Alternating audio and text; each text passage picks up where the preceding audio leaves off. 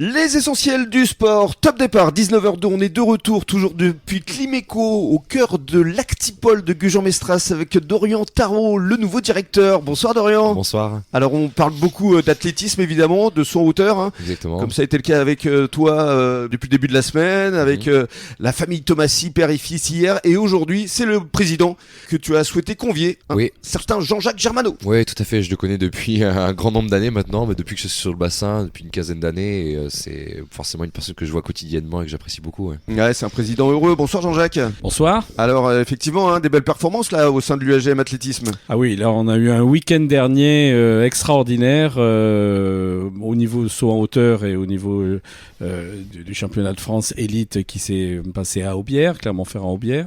La semaine dernière aussi, où il y avait eu de belles récompenses à Miramas avec Dorian. Et puis samedi dernier aussi, samedi et dimanche, les demi-finales du championnat de France de cross qui ont eu lieu à Anglette. C'est là où tu étais toi Jean-Jacques C'est là où d'ailleurs. j'étais et ouais, parce que j'essaye d'accompagner mes athlètes un peu partout, mais C'était plus jeune. non, c'est toutes les catégories. Il y avait toutes les catégories des benjamins jusqu'au master. Voilà, et on a 3 qualifiés pour partir au championnat de France qui auront lieu le 12 mars à Carré. Bientôt. D'accord, En Bretagne. Carré en Bretagne. En Bretagne. Bien sûr, exactement. c'est là où se passe le festival. Festival des de Carré. charrues. Des vieilles charrues, Ouais. exactement. Mais je t'ai vu en photo justement avec des jeunes, puisque tu es très présent sur les réseaux sociaux. Donc c'est ces jeunes-là qui vont représenter l'UAGM au championnat de France. Oui, alors il y a également un moins jeune, il m'excusera, Sébastien Villette, qui est assez connu, voilà, qui est un master d'une 40aine d'années.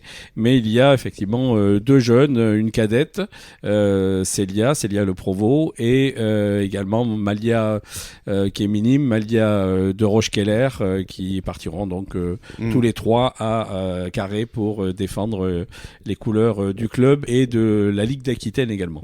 Effectivement, le club de l'UAGM aujourd'hui en matière de compétition compte vraiment pour le département. Ah oui, on fait partie des grands clubs français même, puisque il y a un classement, et on en parlera tout à l'heure en évoquant le meeting Intersport. Il y a un classement et on est sur 2000 clubs, on se situe autour de la 100e place, donc au niveau national.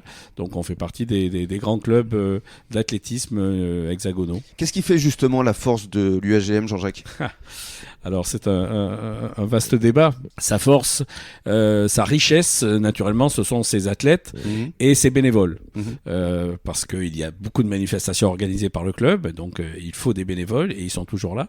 Et puis ses athlètes, il y a ce que j'ai appelé, quand j'ai repris les rênes du club il y a 21 ans, ce que j'ai appelé l'esprit club. 21 ans déjà. 21 ans déjà, comme tu dis. Et à l'époque, il était à quoi, à la 1000e place ? Non, c'était un club qui était bien toujours placé. bien. D'accord. Bon, un peu moins bien, mais c'était un grand club déjà.